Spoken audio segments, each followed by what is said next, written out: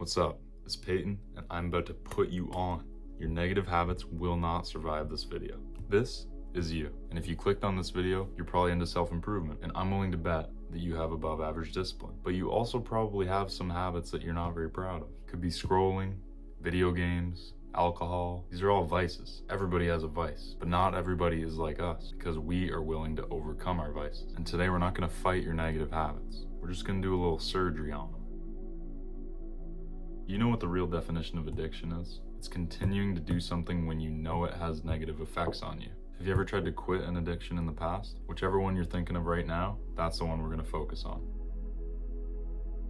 The best way I can explain willpower is it's like a phone battery. When you wake up in the morning, it's fully charged, but at the end of the day, it's dead.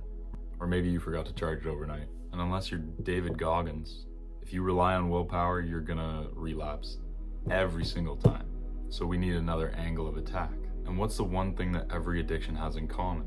Your reason to do it is stronger than your reason not to do it. And a good example of this is drug addiction. Don't come at me that I used weed for an example. I just didn't want to draw like heroin. You enjoy the feeling it gives you more than the bad feeling that it gives you after the effects wear off, right? It's the same for any bad habit. Otherwise you wouldn't do it again.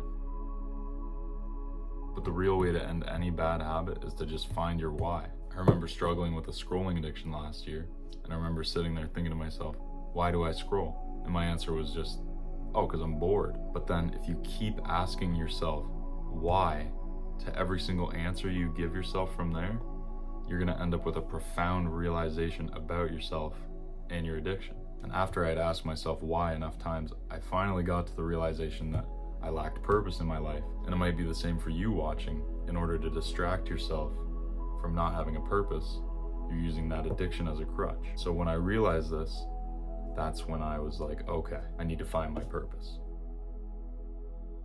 Have you ever planned out a workout and you were thinking, oh, I don't want to go to the gym today. Oh, I'm just so tired, I don't feel like it.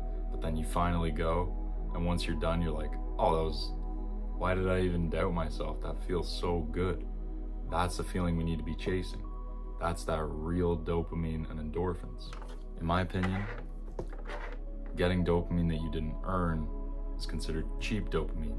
And that's the dopamine that is causing these negative habits and addictions. And if you made the gym a priority in your life, all of a sudden you don't have time to be playing video games for 4 hours after work because you gotta hit the gym. And that's because your why for going to the gym is going to be a lot easier to justify than your why for playing video games. So the end result is just replacing a bad habit with a good habit once you know your why. Because if you don't replace it, then you're going to end up with what I like to call the void, craving for that stimulation.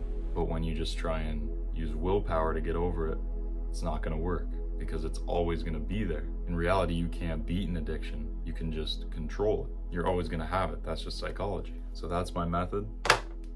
Stay strong, brother. You got this. Whatever it is, you got this. So if you enjoyed this video or you learned anything from it, I would really appreciate you liking and subscribing, and I will see you in the next video.